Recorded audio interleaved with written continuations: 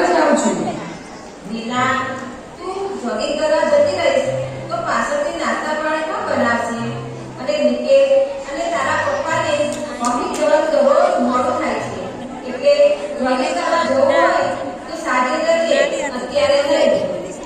Mummy, મને તો લાગે છે જેમ જેમ તમારી ઉંમર વધતી જાય છે તેમ તેમ તમારી બુદ્ધિ પણ ઘસાતી જાય છે. જોગિંગ કરવા થોડું સાંજે જવાય, સવારે જ જવાય ને. આ તારા જોગિંગ કરવાના કારણે દરરોજ બાપ દીકરાના ટિફિનનું મોડું થાય છે. એટલે રોજ ઘરમાં ઝઘડા થાય છે. ઓહો, ઝઘડા તો કઈ મારા કારણે થાય છે? ઝઘડો તો તમારી આ કચકચ કરવાથી થાય છે. જુઓ મમ્મી, તમારે જે બોલવું હોય તે બોલો. હું તો જોગિંગ કરવા જવાની ને જવાની જ. સમજ્યા? પ્લીઝ હવે મને ડિસ્ટર્બ નહીં કરો. અરે મમ્મી, અરે ભાભી, શું તમે બંને સવારમાં ભગવાનનું નામ લેવાને બદલે ઝઘડો છો? તે પણ કામ માટે? શું તમારા બંનેની બુદ્ધિ બગડી છે કે શું? યોગિતાબેન, તમે તો વચમાં ના બોલો તે જ સારું છે. હા મમ્મી, સવારે ભાભી જોગિંગ કરવા જાય છે તો તેની બદલીમાં તમે થોડું કામ કરી લેતા હોય તો શું વાંધો છે? યોગિતા, શું આ 8 લાખનો ખર્ચો કરીને રીનાને ઘરમાં આરામ કરવા કરી લાવીશું? જો રીના, તારે કામ કરવું હોય તો કર, બાકી મારે તો હવે સિરિયલ જોવાનો સમય થઈ ગયો છે. હું ભલી ને મારી અનુપમા ભલી, એટલે હું તો સિરિયલ જોવા જઉં છું. મમ્મી, ટીવીમાં અને સિરિયલ જોવા માટે સમય નથી બગાડતો.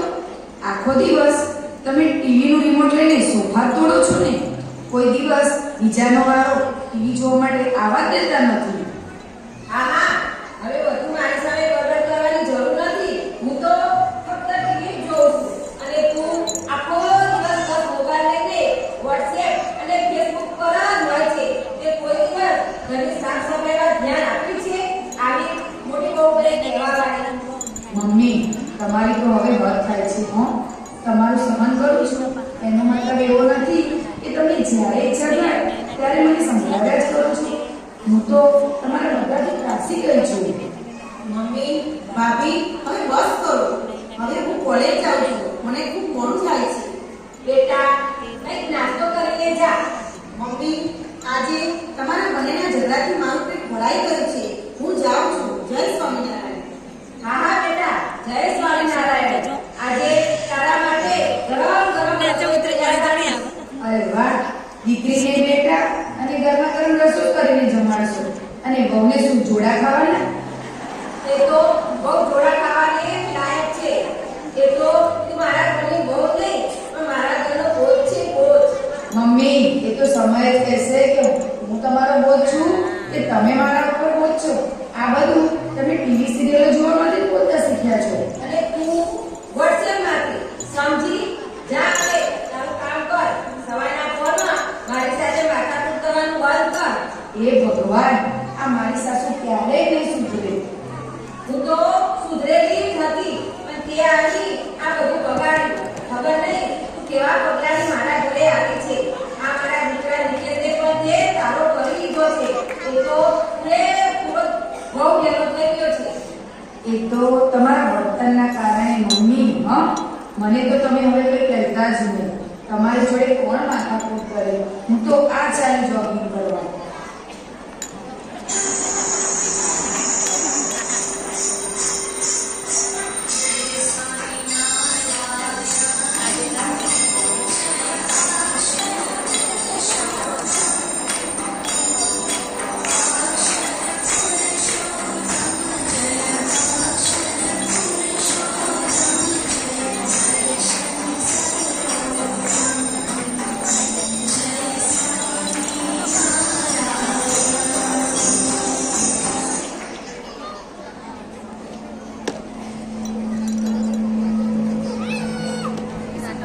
જય સ્વામિનારાયણ મમ્મી.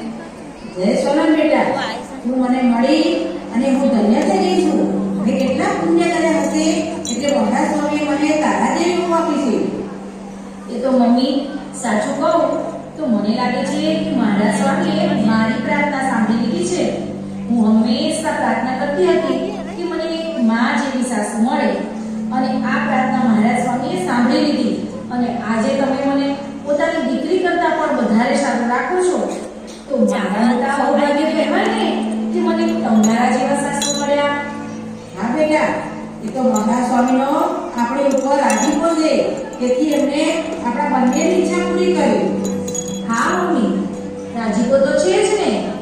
ચાલ બેટા, પ્રાપ્તિ, હું મારું વચરાનું અને સ્વામીની વાતનું વાંચન કરી લઉં.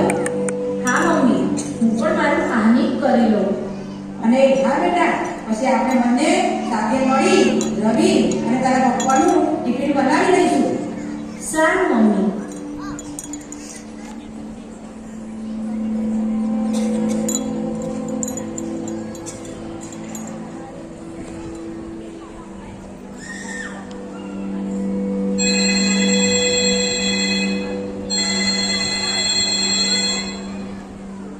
હલો, જય સ્વામિનારાયણ.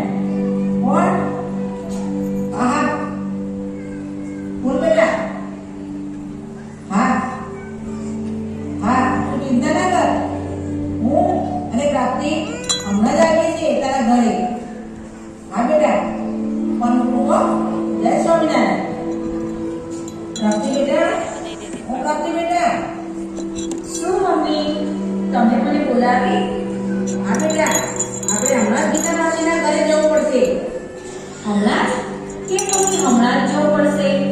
આપણે તો હજી રવિ અને પપ્પાનું ટિફિન બનાવવાનું પણ બાકી છે. હા બેટા, તું રવિ અને તારા પપ્પાને ફોન કરીને કહી દે. આજે તેઓ ઘરે જમવા આવે. આપણે આવી અને રસોઈ બનાવી લઈશું. હા મમ્મી, હમણાં જ ફોન કરીને જણાવી દો. ચાલ બેટા, આપણે જઈએ. હા મમ્મી. હલો, હા રવિ, તમે અને પપ્પા આજે ઘરે જમવા આવજો. હું અને મમ્મી આજે બહાર જઈએ છીએ. હા, જય સ્વામિનારાયણ.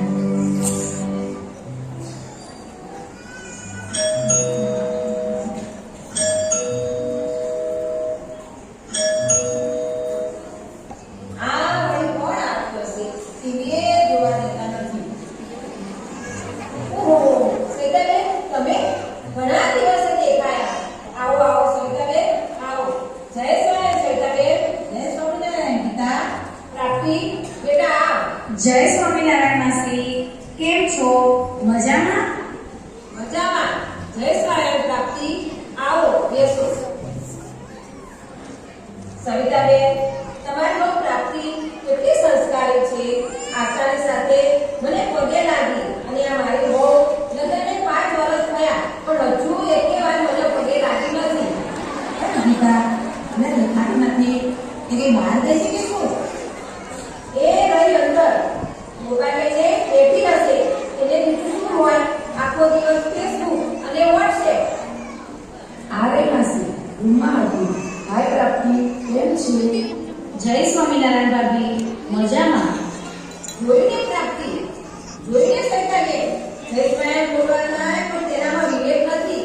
અરે તેના જીવનમાં તો ભક્તિ જ નથી. ઓહો, તે વળી તમારા જીવનમાં પણ ક્યાં ભક્તિ છે? આવ્યા મને કહેવા માંડ્યા. એના સાસુની સામે બોલતા શરમ નથી આવતી. વડીલનું ઘરમાં કઈ માન હોય કે ન હોય, તારી ભૂલ છે. તારે ગીતાને આદરપૂર્વક વાત કરવી જોઈએ. માસી, મમ્મી હંમેશા મને ખીજાવ્યા જ કરે છે અને મારી તો ઘરમાં કોઈ વેલ્યુ જ નથી. તેઓ તો પોતાની ગ્રેડ સમજે છે અને હંમેશા બીજા લોકો સાથે મારી સરખામણી કરે છે. તે કરું જ ને. જો આ પ્રાપ્તિ કેટલી સંસ્કારી છે, કેટલી વિવેકી છે. ના માસી, એવું ન કહેશો. એ તો મમ્મી મને એક આદર્શ સાસુ જેવા મળ્યા છે, તેથી અમારા ઘરમાં શાંતિ છે. મમ્મીની સવાર પહેલા નિત્ય પૂજા કરે અને પછી વચનામૃત અને સ્વામીની વાતનું વાંચન કરે અને પછી મંદિર દર્શન કરવા જાય અને આવીને મને ઘરના કામમાં મદદ કરે અને સતત મારા સુખનો વિચાર કર્યા કરે છે. આ બધું મમ્મીના જીવનમાં છે, તેથી કઈ બહુ પોતાની સાસુની બનીને ન રહે. રોગીતા અને પૂરીલા, આજે હું મારી પ્રાપ્તિના વખાણ કરવા નથી આવી, પણ તમને સાચી હકીકત કહેવા આવી છું. પ્રાપ્તિ તો સંસ્કારનું ભંડાર છે. મેં તેવી સ્વામી પાસે જો માંગી હતી ને તેવી જ મને મહારાજ સ્વામી આપી છે. પ્રાપ્તિએ તો અમારા ઘરને ઘર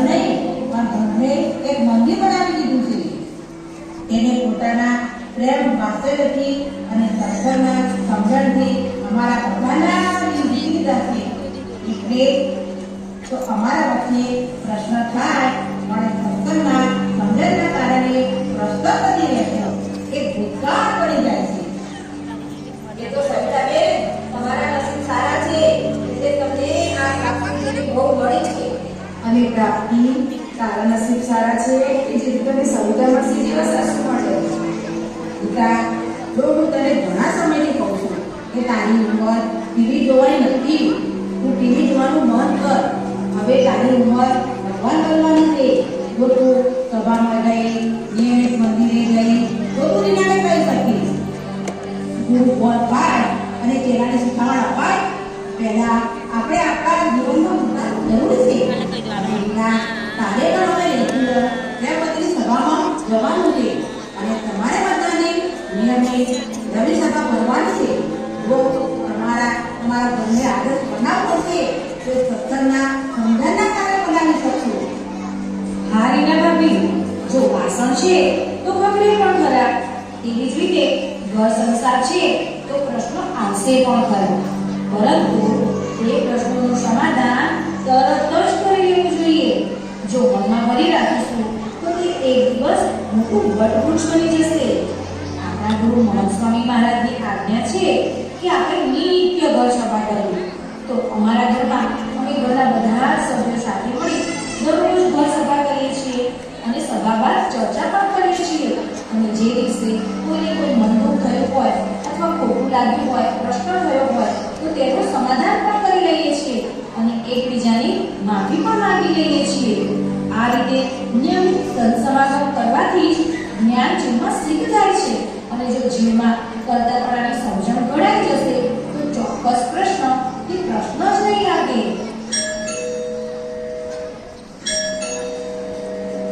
જોને રીના, કોણ આ? દરવાજો ખોલ. અરે એ તો યોગિતાબેન છે. હા ગીતા બેટા, હા.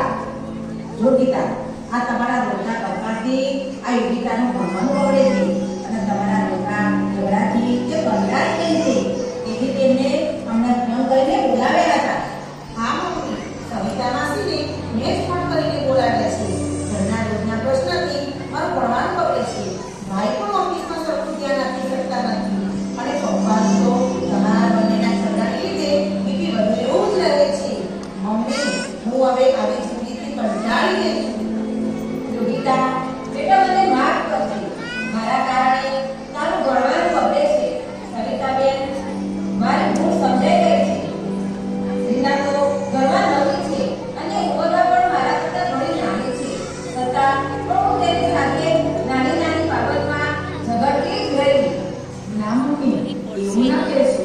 મારો પણ મોટો ભાગ છે. મેં તમને હંમેશા સાસુ તરીકે જ જોયા છે. મમ્મી જેવા સમજ્યા જ નથી. હંમેશા તમારી સાથે બોલતી જ રહે છે. મને માફ કરો મમ્મી. જય સ્વામિનારાયણ. આજથી મારું ટીવી જોવાનું બંધ. હું નિયમિત સત્સંગ સાથેનો પ્રાર્થના કરીશ. નિયમિત મંદિરે દર્શન કરવા જઈશ અને એક પણ મહિલા સભા પાડીશ નહીં. હા મમ્મી, આજથી હું પણ સવારે જોગિંગ કરવા નહીં જાઉં. રેગ્યુલર યુવતી મંડળની સભામાં જઈશ. હું પ્રાપ્તિની જેમ આદર્શ શ્લોક તરીકેની તમામ જવાબદારી ઉપાડી લઈશ. યોગિતા, તમારી આદત ખોટું ભણાવવું હોય તો તમારા સત્સંગ સંકલનની જરૂર છે અને સત્સંગના જ્ઞાન અનિવાર્ય છે અને સાથે સાથે મહાન સ્વામી મહારાજની વાત જીવનમાં ઉતારવા જેવી છે. કઈ વાત માસી? આપણા ગુરુ મહંત સ્વામી મહારાજ કહે છે કે BAPS એક પરિવાર, પણ સાથે સાથે BAPS એક સંપીડો પરિવાર. તો તે સૌ આપણા ઘરમાંથી ચાલુ કરીએ ને, બરાબર ને? હા